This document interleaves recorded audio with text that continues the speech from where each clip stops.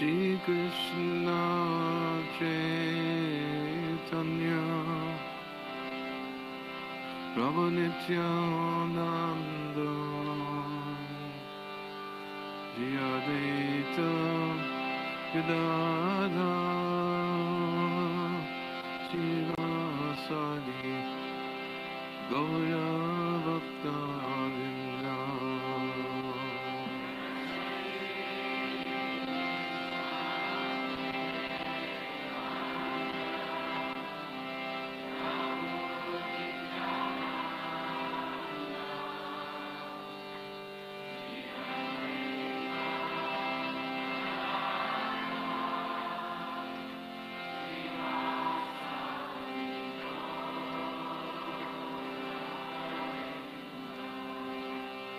Hare Krishna, Hare Krishna, Krishna Krishna, Hare Hare, Hare Rama, Hare Rama, Rama Hare Hare.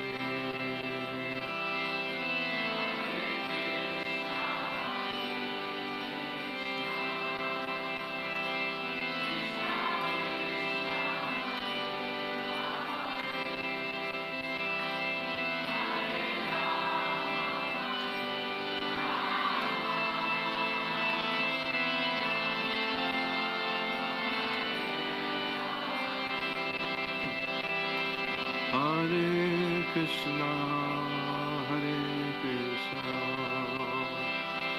Krishna Krishna, Hare Hare, Hare Rama, Hare Rama, Rama Rama, Hare Hare.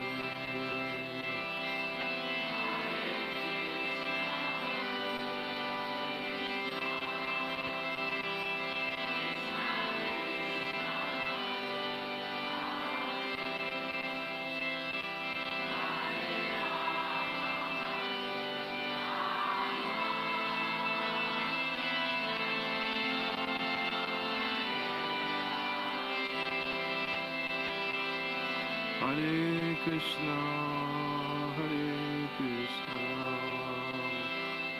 Krishna Krishna, Hare Hare, Hare Rama, Hare Rama, Rama Rama, Hare Hare.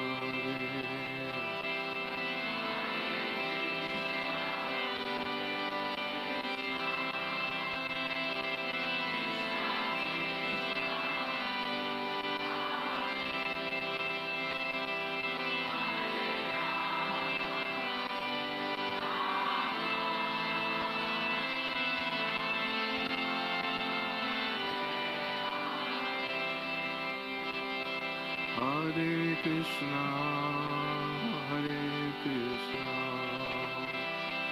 Krishna Krishna, Hare Hare, Hare Rama, Hare Rama, Rama Rama, Hare Hare.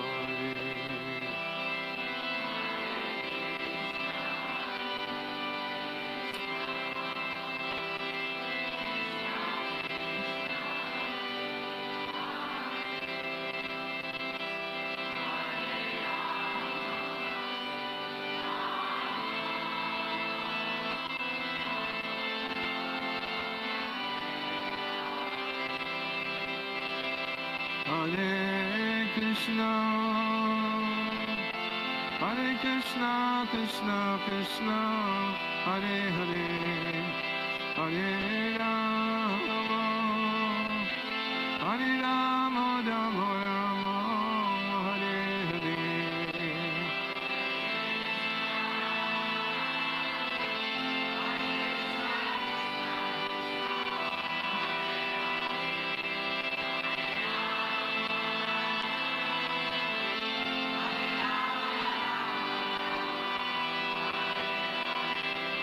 Hare Krishna, Hare Krishna, Krishna Krishna, Hare Hare, Hare Rama, Hare Rama, Rama Rama, Hare Hare.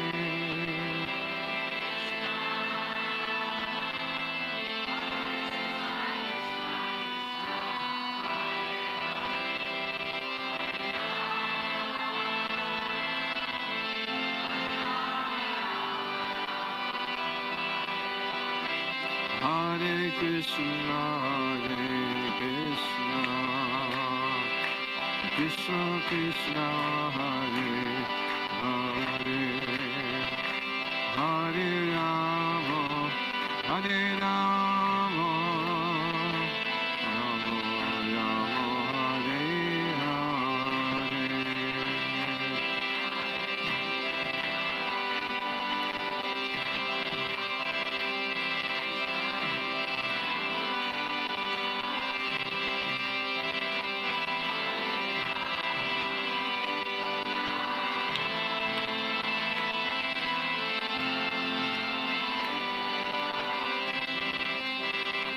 Hare Krishna, Hare Krishna, Krishna Krishna, Hare Hare, Hare Rama, Hare Rama, Rama Rama, Hare Hare.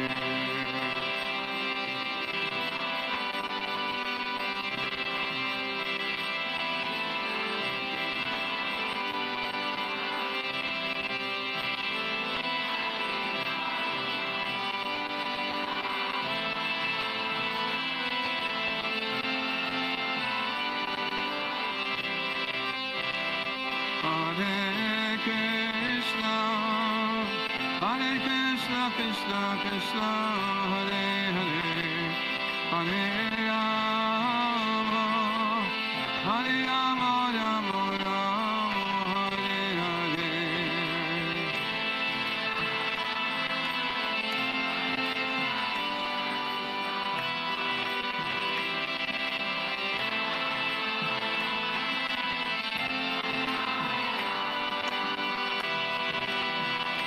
Hare Krishna, Hare Krishna, Krishna Krishna, Hare Hare, Hare Rama, Hare Rama, Rama Rama, Hare Hare.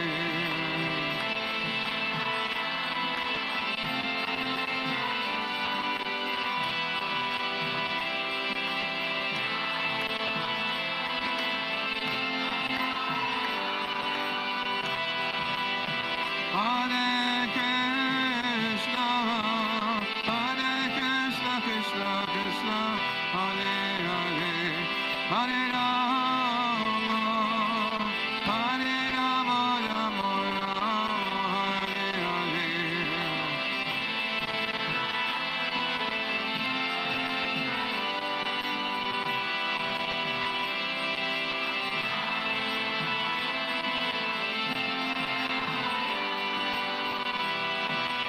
Hare Krishna, Hare Krishna, Krishna Krishna, Hare Hare, Hare Rama, Hare Rama, Rama Rama, Hare Hare.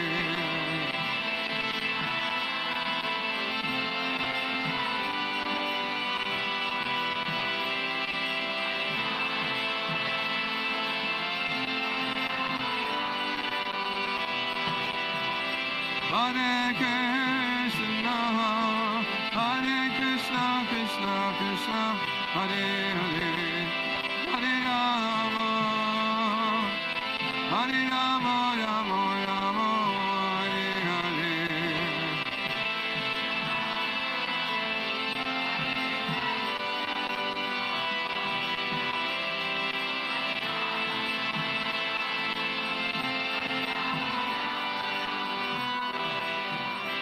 Hare Krishna, Hare Krishna,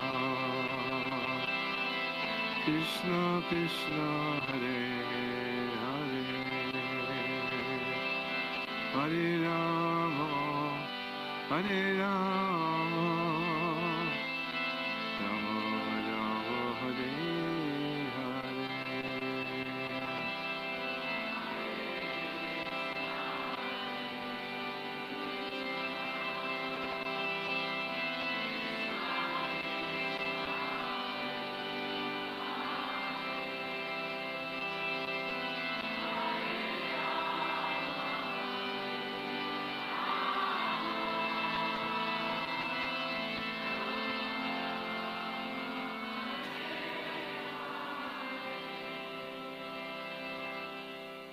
Namo Vishnu Padaya Krishna Prastaya Bhutale Srimate Bhaktivedanta Swami Nityanamani Namaste Saraswati Devi Gauravani Pracharine Nirvishesha Sunyavari Vasta Chadi Sata.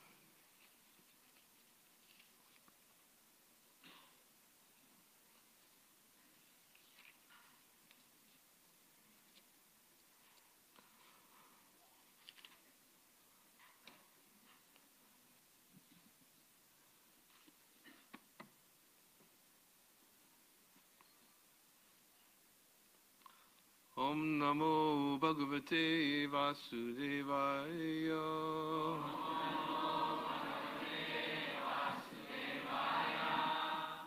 Om Namo Bhagavate Vasudevaya.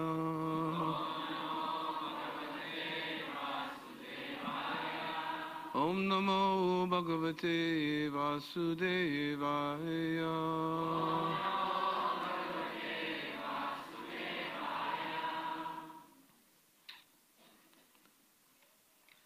Reading from Bhagavad Gita, chapter 5, text 12.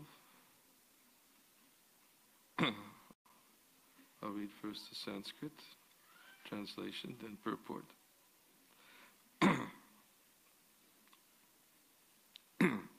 Yukta karma palam tyaktva shantim apnoti naishtakim ayukta karma karena pale sakto nabhadyate.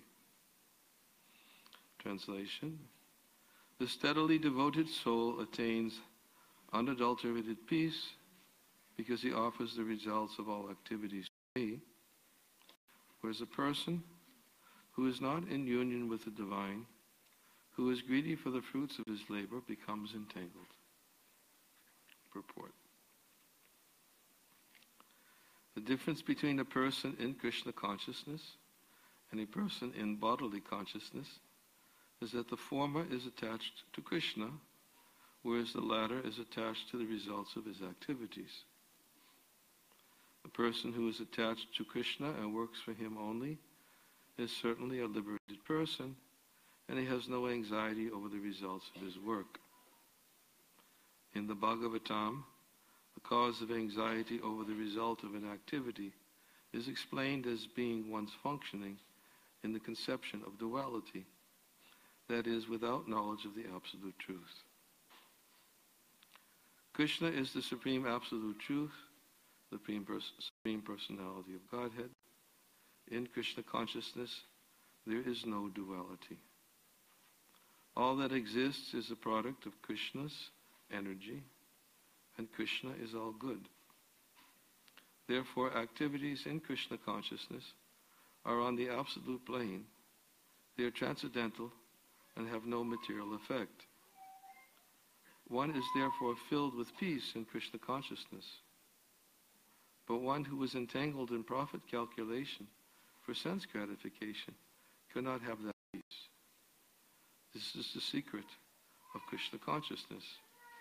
Realization that there is no existence besides Krishna is the platform of peace and fearlessness.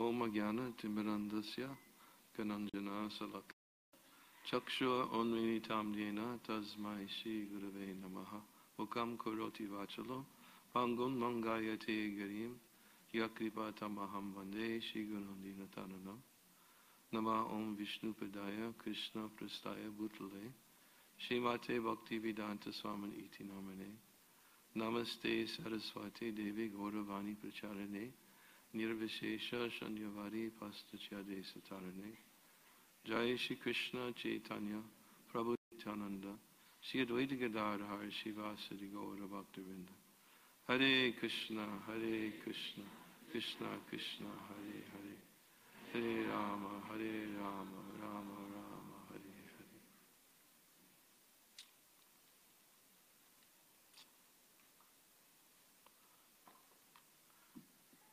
Hare.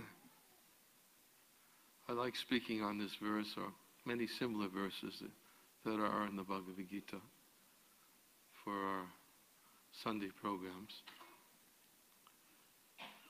especially since the word is being used here, peace, which is something that's desired by everybody, individually, collectively. Nobody looks for disharmony in life.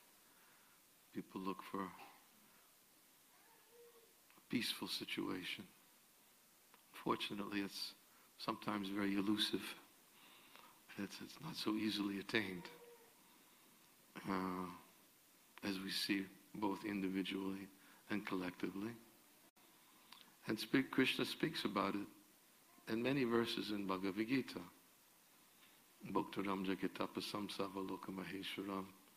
He explains in that verse that those who know him to be the Supreme Lord of all the planets and demigods, the benefactor of all living beings, and the friend of all living entities, they attain peace from the pangs of material miseries. Elsewhere in the second chapter, Krishna says he was connected to the Supreme, neither controlled mind nor steady intelligence, with which there be no possibility of peace. How can there be any happiness without peace? So, Krishna devotes a lot of his instructions for providing a way to actually become peaceful. And without transcending, as Srila Prabhupada has spoken of in this commentary, without transcending the dualities of this world, good and cold, good and bad, heat and cold, happiness and distress, honor and dishonor. In fact, another verse in the 6th chapter, Krishna says, one who conquers the mind, super soul is reached, and he attains tranquility, peace.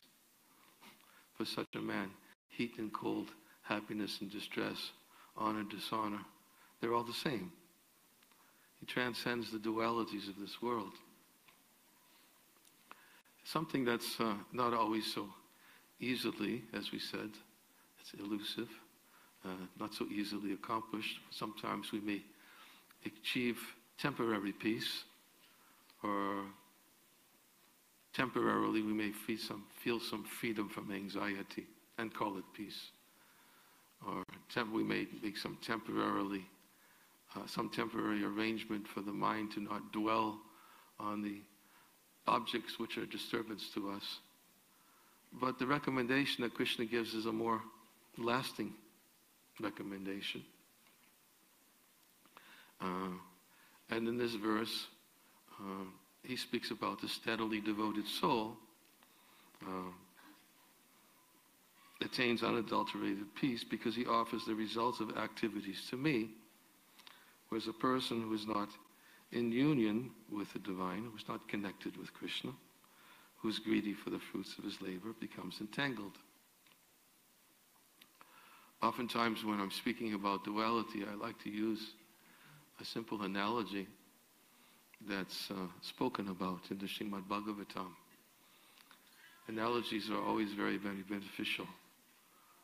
Prabhupada used them a lot to help us capture a concept which otherwise may not be so easy to capture.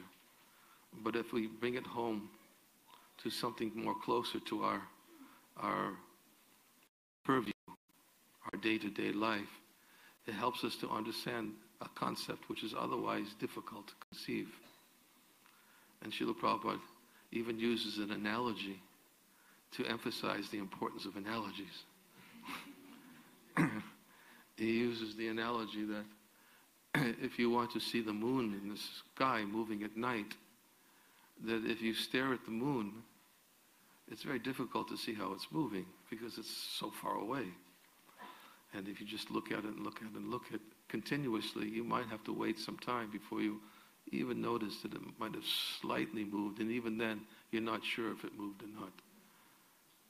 So it's hard to see from a distance.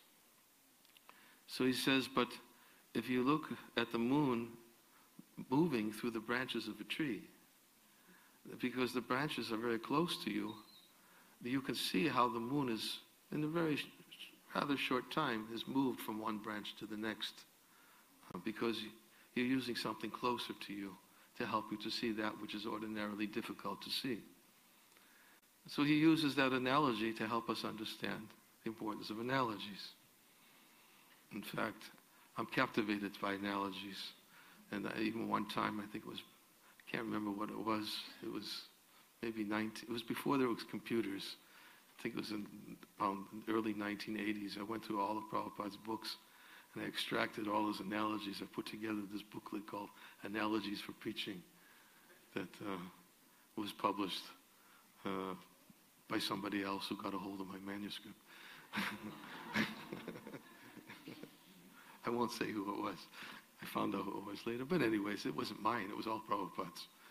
But nonetheless, Prabhupada used analogies a lot. And this analogy about duality is actually used in the Srimad Bhagavatam in the 11th canto, which speaks about the dualities of the material world. It's a verse spoken by one of the Prabhudas, sages, in their conversation with King Nimi. And he was saying that all the dualities of the material world do not ultimately exist. The conditioned soul experiences it as real due to his own conditional intelligence. Then he says this imaginary experience of a world which is separate from Krishna can be compared to the acts of dreaming and desiring. When a conditioned soul dreams at night of something very desirable or something very horrible, or when he daydreams of something he would like to have or avoid, he creates a reality which has no existence beyond his imagination. That's only the first part of the verse. The second part, I'll give you the second part afterwards, because actually this sage is actually speaking how to become free from fear. Because the previous verse spoke about fear. And this way he's saying that the primary way to become freed from fear is by transcending duality. And the analogy he gives is something that, as again, everybody can relate. Is anybody here who has never dreamed before? No. And everybody's had a dream. Let me ask you, has anybody ever had a good dream before? Yes. Yes, very good. Has anybody ever had a bad dream before? No? Yeah, hands go up. Okay. Yeah. Sometimes the bad dream is like, it's during the day and you just want to wake up, right? Actually, that's being used as an analogy here. The night dream and the daydream. So the analogy is being used that sometimes we may have a very good dream. Whatever you classify as good, you'll have to decide that for yourself. What may be good for one may not be good for another. But if you classify it as a good dream, maybe you won the lottery, or maybe you dreamed you were a king, or you dreamed. I don't know. I can't think of what's good in this material world. What do you think? I have a different conception.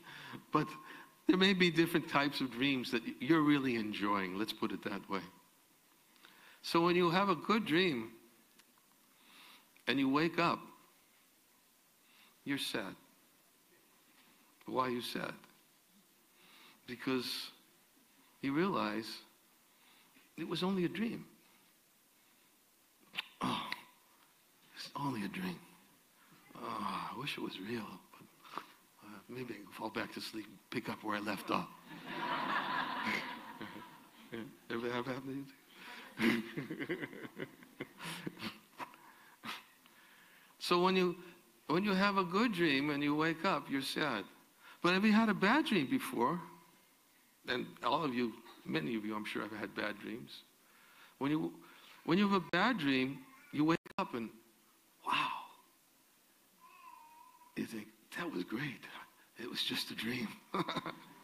And Prabhupada talks about bad dreams, like dreaming about being devoured by a tiger. You know, I confess that sometimes I fall asleep on an airplane. If I fall asleep on a plane, I always have this dream, not always, but it happens often, that the plane is descending too fast for my comfort. And I wake up. And oh, it's not. It's just going. So you're happy. So there's the night dream. He says, the sage says that when the conditioned soul dreams at night of something very wonderful, very desirable, or very horrible, or he daydreams of something he would like to have or avoid. So there's the night dream. The night dream is when we become happy, when we wake up from a bad dream, and we become sad when we wake up from a good dream. But there's no connection to reality. Our happiness and our sadness is only connected to a dream. So that's the night dream. Then he talks about the daydream. When we daydream of something we would like to have or something we would like to avoid. The daydream lasts a little bit longer usually than the night dream. The daydream we usually have something that's driving us, motivating us to get some fruit, like this verse is talking about, the conditioned souls, that one who's greedy for the fruits of his labor, he becomes entangled. A person who's not in union with the divine, who's greedy for the fruits of his labor. So he's speaking about the daydreamer who's dreaming of something he'd really like to have, or something he would like to avoid. Right? But both the night dream and the daydream, the results are the same. Because even the daydream doesn't bring full satisfaction to the self. It can't satisfy. We become happy in anticipation of getting what we're dreaming about. That brings up it drives us, it gives us some motivation, some happiness. But when we actually get it, can we actually say we found a permanent resting place for our desires? Especially in the modern days of technology.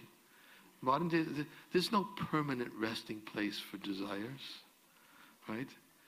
Everybody will have you convinced that whatever you've got is outdated,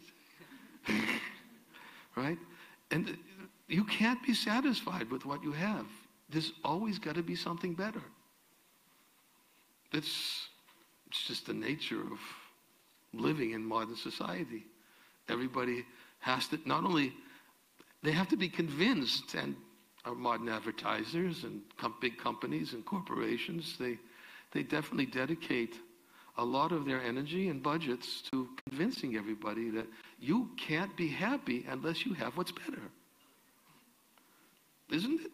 I mean, how many of you have been waiting for iPhone 10? Right? Of course, most people say, I can't afford it. I heard iPhone 10, iPhone X, expensive. So, but if I had the money, I'd surely get an iPhone 10 because I'm convinced that it could give me that next stage that I'm looking for in my iPhone experience. Right? But unfortunately, it's not just the iPhones. It's everything. Whatever you got, whether it's a car, whether it's a home, I can give other things too. I won't go into that. These days, it's whether it's a wife. There's always somebody better. There's no final resting place. There's no final resting place for the mind. As soon as you get what you've been daydreaming about, and you got it, and you think, now I've accomplished it, I've fulfilled my goals, I finally have it in my possession, but it's very ephemeral. It doesn't last, because it's not connected to reality. Why is it not connected to reality? That's the daydream of something we'd like to have. Of course, then we daydream of things we'd like to avoid. Right? Many things we can think of that we would like to avoid. We'd like to avoid getting sick. We would like to avoid growing old. We would like to avoid losing those things that we work so hard to get. Prabhupada, in one lecture, he says, the material world is called Kunta. There's Vaikunta, which means no anxiety. But the material world is called Kunta. It's a place of anxiety. You can't get away from it. He says, but there's two kinds of anxieties. There's material anxiety and there's spiritual anxiety. Material anxiety, in his lecture he gave an example, is just like a person, he gets so much wealth, and after accumulating all of his wealth, he thinks, what should I do with it now? Where should I invest it? Could I get a good investment for my money? Well, no, I'm not sure about my investments right now. Where can I put it? Is there a secure bank I can put it in, at least hold it securely? Maybe I should put it under my mattress. Maybe I should keep it there. Somebody has so much money, there's an anxiety. What to do with it? As if like money is the panacea for all anxieties. So he says that's material anxiety. He uses that as an analogy. That's the source of material anxieties. He said, but there's spiritual anxiety. And the spiritual anxiety is, material anxiety is entangling, as this verse is speaking about, what is entangling. And spiritual anxiety is liberating. It's purifying. The analogy he used is he used the example of a temple president. He says, just like a temple president, he may be in so much anxiety. Whereas, I need this for this project, I need that for that project, I need this for the deities. And he's in anxiety. He says, but this is good anxiety. This is anxiety for Krishna. But anxiety, he said, you can't avoid it. So choose. Material anxiety, which is entangling, or spiritual anxiety, which is liberating. But there must be anxiety. So when we daydream of something we would like to have, then when we get it, we're anxiety, oh no, that I have to have it, now I may lose it. Or then we daydream of something we would like to avoid. Like fear. We think that something is going to come, and it comes, things that I don't want, they come of their own accord, and I have no control of it.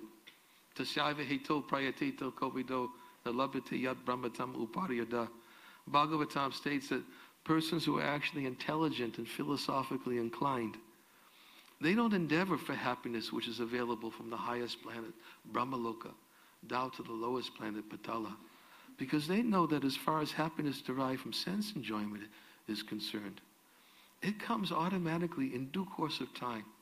Just as in due course of time, miseries come without asking for them. An intelligent person knows.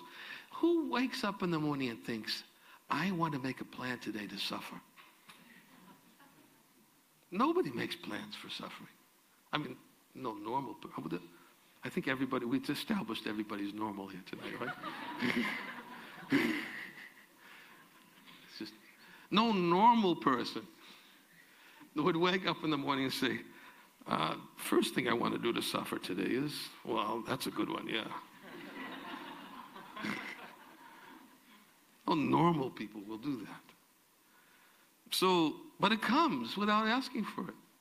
So Bhagavatam says that persons who are actually intelligent and philosophically inclined, they don't endeavor for happiness derived from sense enjoyment, because they know that just as suffering comes without asking for it, then pleasure will come without asking for it. It comes because it's all destined, it's all due to my past activities. So an intelligent person doesn't endeavor for either.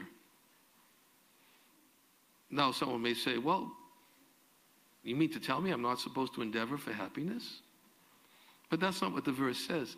The verse says that as far as happiness derived from sense enjoyment is concerned, it can be obtained automatically in due course of time, just as in due course of time, miseries come without asking. So happiness from sense enjoyment, it comes automatically in due course of time. It is destined. We can get into a long explanation of how happiness is destined to our previous activities. But we see that for the daydreamers who want to avoid distress, they work very, very hard to try to create a secure situation in this world free from distress. But it just doesn't work. Krishna makes it very clear that wherever you go, from the highest planet to the lowest planet, that all the places of misery, repeated birth and death takes place. So you're not going to get free. Dukkhalayam ashashvatam. Krishna has already defined the nature of this world. It's temporary and it's full of miseries. Sometimes people hear this, they think, why are the Hare Krishnas so pessimistic? Right? We should be more optimistic. But actually, we can be more optimistic. Let's be optimistic about transcending duality. It's very optimistic. Let's be optimistic about coming in contact with reality and stop living in that night dream and daydream. Stop experiencing that happiness and distress, which is connected to illusion. It's not reality. We create a reality that has no existence beyond our imagination. This is what the sage says, Prabhupada says. We create a reality that has no existence beyond our imagination. Just like the happiness. Oh, I'm so happy. That was a bad dream, and I'm happy it's over, but it was a dream. And I'm so sad, but it was a dream. We create a reality that has no illusion beyond our imagination. The night dream and the daydream. Lord Chaitanya says, Jiv Jago, Bhakti Vinod, Jiv Jago, Gora Chandra Bole. Lord Chandra is chanting, wake up, sleeping souls. Wake up from this dream of the material world. The reality is that everything is connected to Krishna. The illusion is we think it's important when it's connected to me. That's the illusion. Right? That's what in the Srimad Bhagavatam, when the 4 essential verses of Srimad Bhagavatam, when Krishna revealed to Lord Brahma, he said to Brahma, whatever you see that has no connection to me, you should know that it's my illusory energy, or that reflection which appears in the darkness. He says, whatever you see of any value, but if you see it's valuable, but it's not connected to me, Krishna says, it's my Maya. Even the ability to see separate from Krishna is given by Krishna. He gives us the facility to see separate from him. Yes, but why are you thinking so valuable if you can't see that it's connected to me? What makes it so valuable? It's connected to me. Krishna is saying, what's valuable is when it's connected to me. But we see it as valuable when, oh yes, it's connected to me. That's the illusion. Because in this world, sense gratification, the ephemeral pleasures of this world, the temporary possessions that we may accumulate in this world, the association that we have in this world, which is based on sense enjoyment, it's all temporary.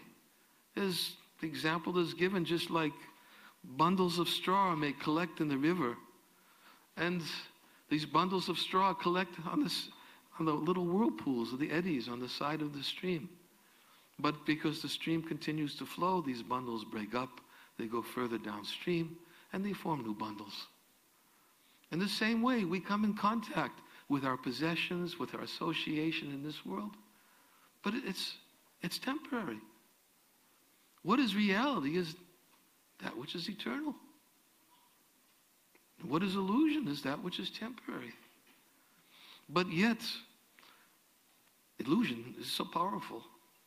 It's so powerful that we become obsessed with enjoying those things that satisfy me.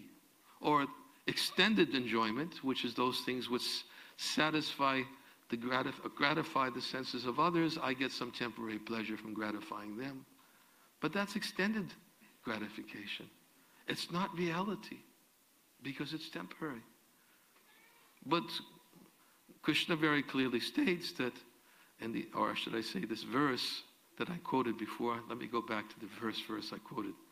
That although the duality of the material world does not ultimately exist, the conditioned soul experiences it as real due to his conditioned intelligence.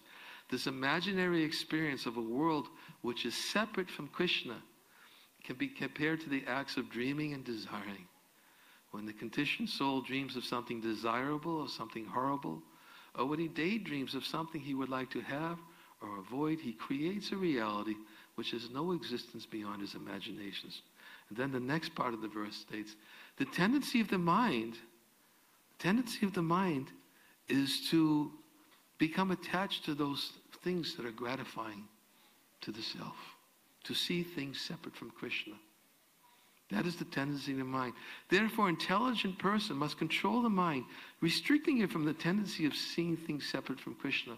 And when the mind is so controlled, then he achieves a platform of fearlessness. He becomes freed from anxiety and distress. He actually achieves fearlessness, peace, tranquility, because he sees that actually everything's connected to Krishna. I'm connected to Krishna. My family's connected to Krishna. This world is connected to Krishna. My possessions are connected to Krishna. This is a platform for peace. Prabhupada gives that analogy. I like to use it. About the kitten. The kitten who's carried by the mother.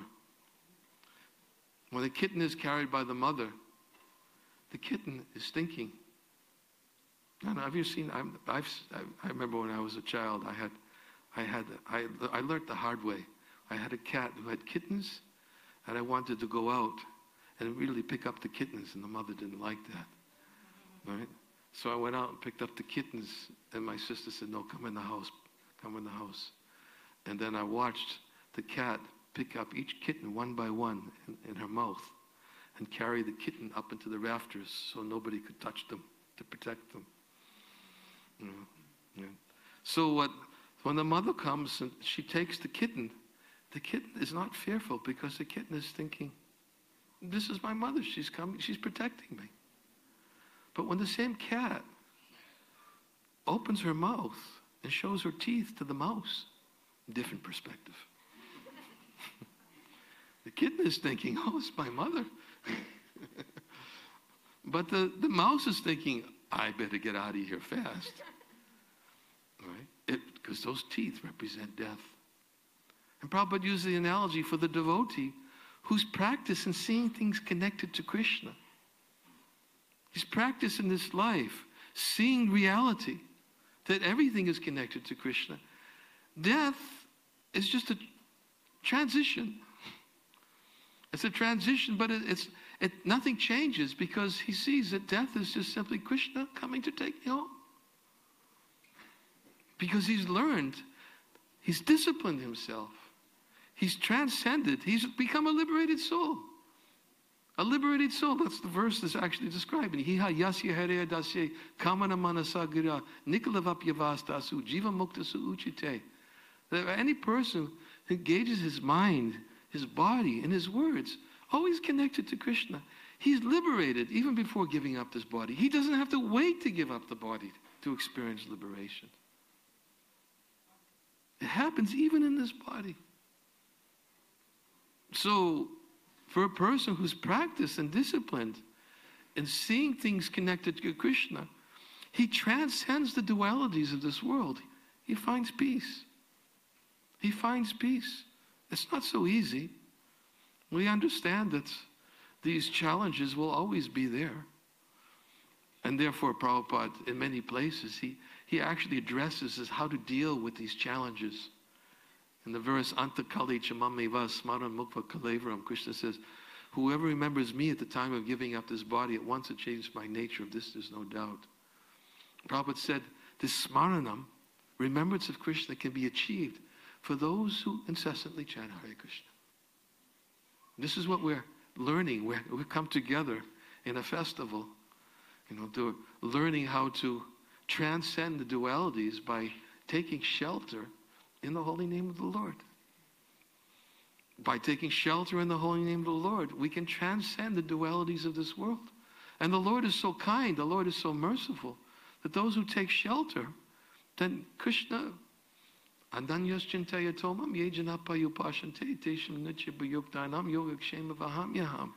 make that endeavor to try to at least see me. To those who endeavor, Tesham satatam yuktanam bhajatam pritipurvakam. Tidami buddhi yogam tam yenamam upayantite. To those who are always endeavoring, trying to remember me. Krishna says, I give them the understanding by which they can come to me. Tesham ivano kampartama aham agyana jamtama. Out of compassion for them, I am who dwelling within their hearts, destroy with the shining lamp of knowledge the darkness born of ignorance. Krishna removes the impediments. He removes the obstacles in the path of devotional service. For those who simply make the effort. It's a challenge. How many times do we hear people coming forward trying to address how to deal with the challenge of remembering Krishna? Even Krishna knows it's a challenge. Even Krishna gives a concession in the Bhagavad Gita, 12th chapter, where he says, everybody should always just think of me continuously. But atachitang samataktam nashiknosi maistiram abhyasa yogena tato mamachaptam dhananjaya. If you can't think of me all the time, then follow the regulative principles of bhakti yoga. In this way, cultivate the desire to attain me. When Krishna says to Arjuna, cultivate the regulative principles of bhakti yoga, he's not telling Arjuna, no meat, no fish, no intoxication, no gambling, no illicit sex. No, regulative principles of bhakti yoga, what he's saying is, you cultivate regularly endeavoring to remember Krishna. That's what the regulative principles, regularly. Smartavya satatam vishnum, vismartavyo najatu chit, sarvavidi nasedasya etiyo eva kinkara. Krishna must always be remembered, he must never be forgotten. All the rules and the prohibitions given in the scriptures are meant to serve these two principles. This verse, our Acharya Vishwanath Chakravarti Thakur says, in this verse, the word satatam generally means always. Smartavyam satatam Vishnu. He said, but why is the verse speaking about nishedas? Vidis are prescribed activities which help us remember Krishna. Nishedas are prohibited activities which distract us from Krishna. For a person who's always remembering Krishna, why does he have to worry about the nishedas? Just like for a person who's always speaking about Krishna, why does he have to worry about controlling his tongue? He's always speaking about Krishna. Why should he distract himself by worrying about control? He's always speaking about Krishna. So therefore, Vishwanath Chakravarti Thakur says in this verse, satatam generally means always, but because the nishedas are also included, it's for those people who can't always think of Krishna. Therefore, the word satatam here in this verse means every day. Every day. Every day we must make some effort to remember Krishna. That is what Krishna gives us a concession.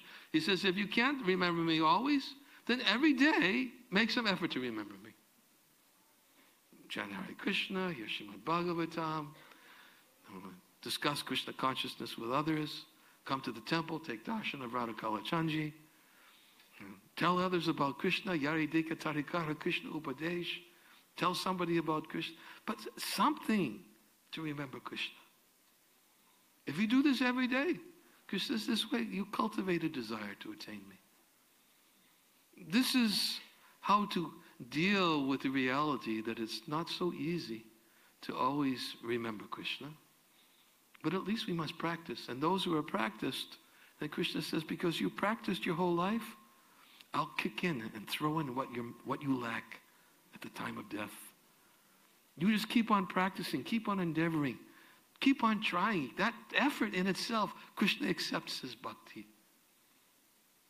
Just keep on endeavoring. He says, whatever you lack, I will preserve, and whatever you're missing, I'll give. Excuse me. whatever you have, I will preserve. whatever you have, you will preserve, and whatever you're missing out, you can. So, this is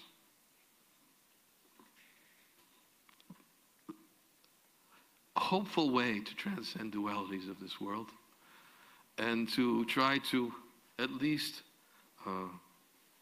come to the platform. And that's why Krishna says in this verse that the steadily devoted soul attains unadulterated peace because he offers the results of all activities to me. Whereas a person who is not in union with the divine, who is greedy for the fruits of his labor, becomes entangled. I think I'm supposed to end at 6 o'clock. I'll try to keep within my schedule. I'll stop here. We can take a few questions. Yes, at this time. I'm trying to do my duty. I looked at the schedule. If anyone has a question, we have a microphone that we want you to use. So if you could put your hand up, we're going to have to pass it through to get it to you. Okay. Is there a question? We have one here and then one there.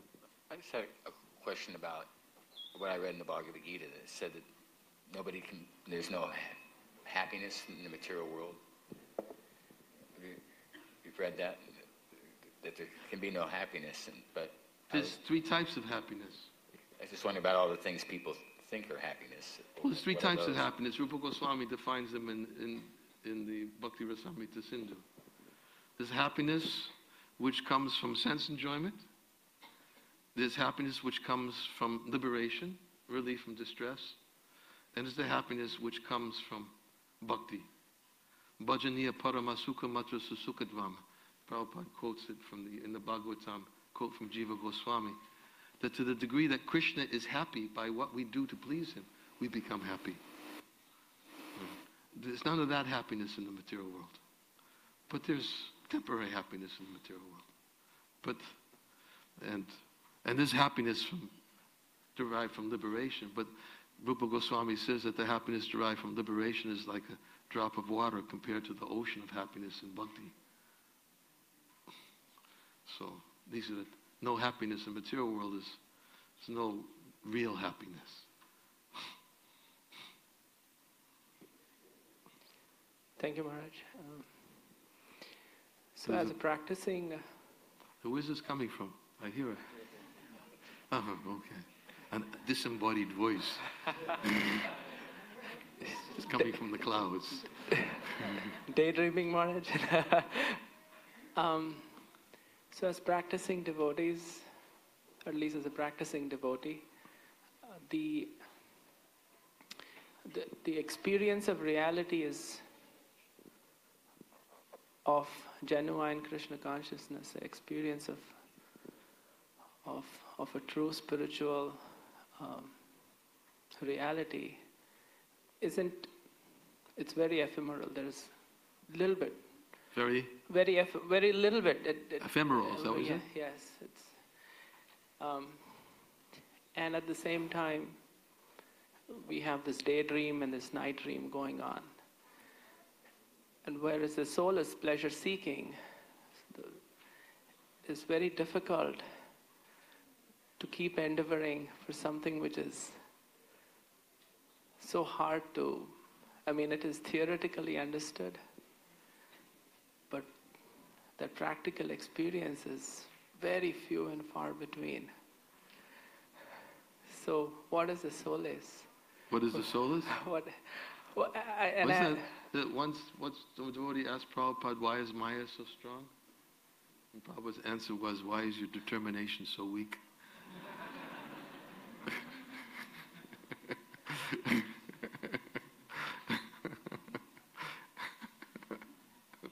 Just came to mind. Forgive me.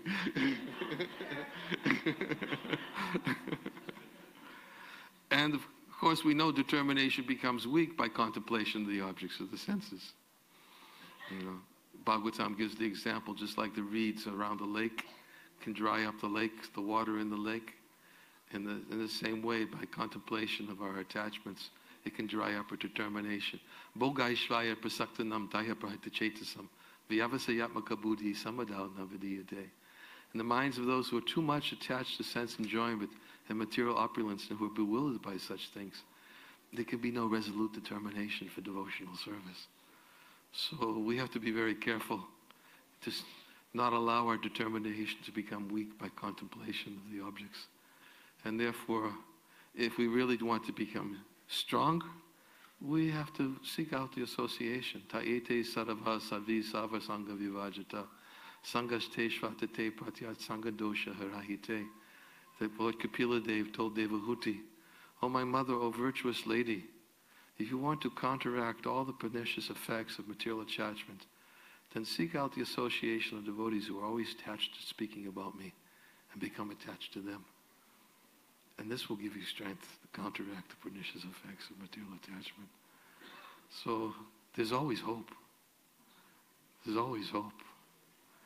But it's a question of desire. We have to cultivate desire. And if we don't cultivate spiritual desires, we'll do a lot of cultivating of desires in another way if we're not careful. And the material energy is very overwhelming. Daiviyeshu gunamayi mama maya duratiya. Material nature is very difficult to overcome. But we simply have to remember that Krishna is our protector and take shelter. I heard this story. Did you ever hear this story? I never read it, but I was told in the early days. Story Prabhupada told about when he was on the train with his son. Have you ever heard that? The story? Tell it and then, okay. I just want to make sure. I always have to confirm if my stories are right with Giri Raj Maharaj, because he knows so much about Prabhupada. It's like, I'm afraid to sometimes. Prabhupada was telling a story in his Grihastha life when he was on a train once with his son. And the train had left the station, the conductor was collecting the tickets. And the conductor went to his son and said, "Where's your ticket?" And his son said, "Oh, I don't have a ticket." And the conductor was playing with him. He said, "You don't have a ticket? Get off the train." And the son was shocked, like, he was completely anxiety. But then all of a sudden he looked up and he saw that Prabhupada was standing next to him and he said, "Oh, that's okay, he's my father." And all his anxiety went away. Right? So Prabhupada used that example for devotees when he's in a very difficult situation. We just simply have to remember that, look, it's okay. Krishna, Prabhupada said in the purport, Krishna is all good. We just read it. Let me just read it one more time before I end. 5:12. Yeah. Krishna is the supreme absolute truth, the personality of Godhead. In Krishna consciousness, there is no duality. All that exists is a product of Krishna's energy, and Krishna is all good. So, sometimes Krishna will put us in a difficult situation just to test us. Will we take shelter in Krishna? I remember when I first came to Krishna consciousness, I had one lecture, Prabhupada, he had given on the teachings of Kunti. And Prabhupada, my godbrother Keshava gave me this lecture, and I would listen to it all the time. And in the lecture, Prabhupada was saying, in the beginning, when one comes to Krishna consciousness, Maya will test to see if one is coming to serve Krishna or disturb Krishna. He says, so in the beginning, therefore, in the middle of the ocean, there'll always be turbulence. But if we take shelter of the boat and stay in the boat, then, So I remember that when I first moved into the temple, I was waiting for the test. Because Prabhupada says, in the beginning, when one comes, Maya will test to see if one's coming to serve Krishna or disturb Krishna. And then I moved into the temple. Everything was just blissful. I was thinking, where's the test? Didn't come. It's like, and I thought maybe it was Prabhupada told me that I was going to be tested, but what happened? And then all of a sudden I started having a difficult time getting up for Mangal Artik. But I didn't make the connection at all. I didn't make the connection that this was actually a test was forming. And I remember, and sometimes it was in those days, to get up for Mangal Artik was mandatory, and if you didn't, sometimes you got a very shocking experience, like getting some cold water on your face or something, and getting shaken out of your sleeping bag. It just so happens my temple commander was formerly a lieutenant in the army. He was and I remember one morning just waking up and hitting my fist against the floor and saying, that's it, I can't do it anymore. I'm leaving.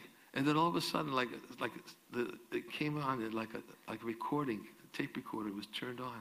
I heard Prabhupada say, in the beginning, Maya will test to see if one is coming to serve Krishna and disturb Krishna. So we have to fall. We have to take shelter. The path is, Chaitanya Charitamrita, Kaviraj Goswami says, the path is very difficult, and I am blind, and my feet are slipping again and again. Therefore, I pray to the saints for their mercy stick for my support. Right? You ever walk up a steep path and slip and slip and slip? But when you have a stick, you can move forward. Right? So when we're slipping, we have to pray for the stick of mercy from the saints. Their mercy, their instructions. Move forward. It's the only way. Okay. There were two more people that raised their hand. Can we take two more questions?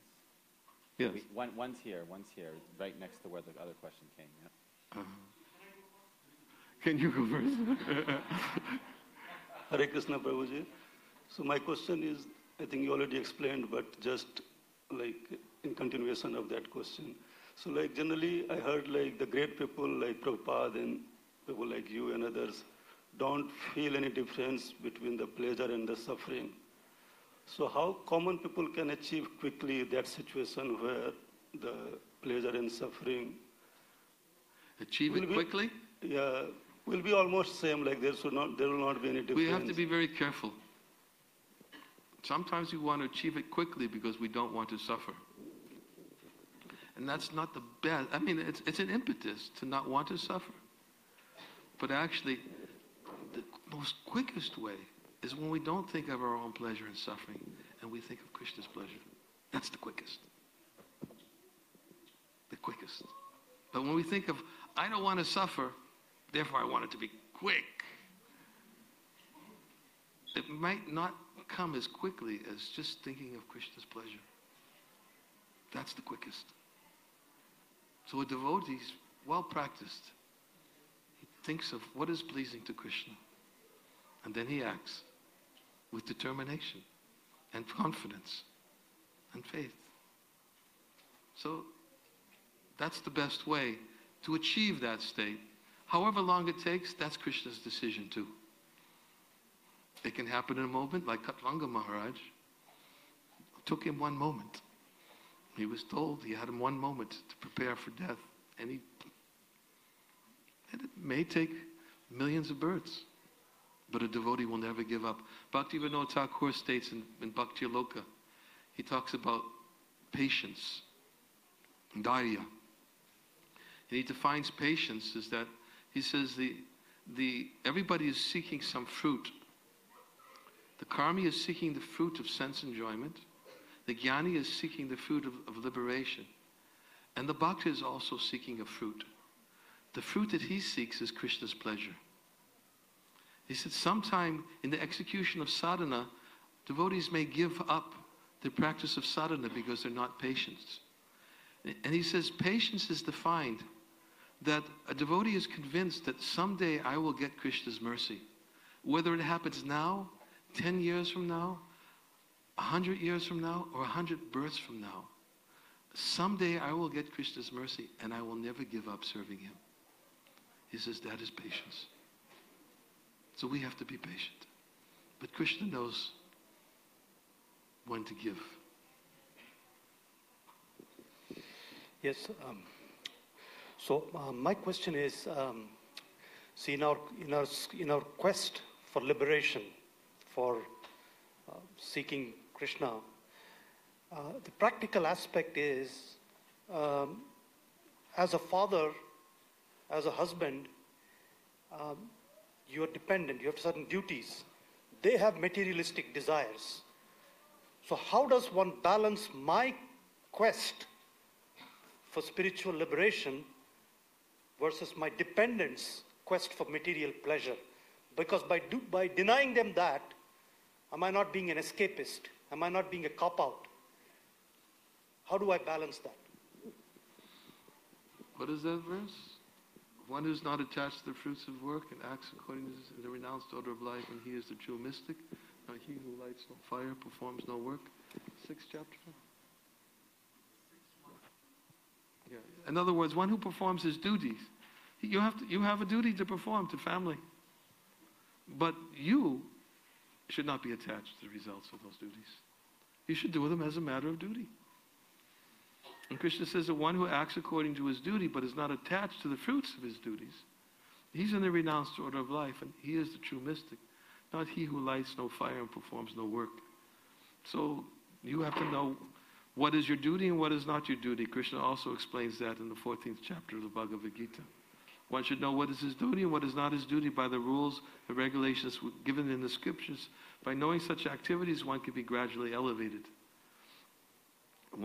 Whereas Krishna also says that one who acts according to his whim and rejects his duties which are given in the scriptures, he can achieve neither happiness, nor perfection, nor the supreme destination. Nothing, if he acts whimsically. So he'll have to act according to your duties, but not be attached. Right? Krishna says you are, what is that? You have a right to perform your prescribed duty, but you're not entitled to the fruits of your actions. Never consider yourself to be the cause of the results of your activities, and never be attached to not doing your duty.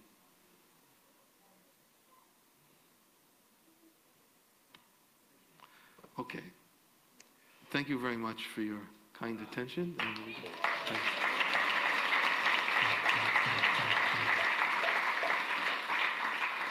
His Holiness Niranjana Swami Maharaj ki, Srila Prabhupada ki, Shri Shri Radha Kalachandji ki.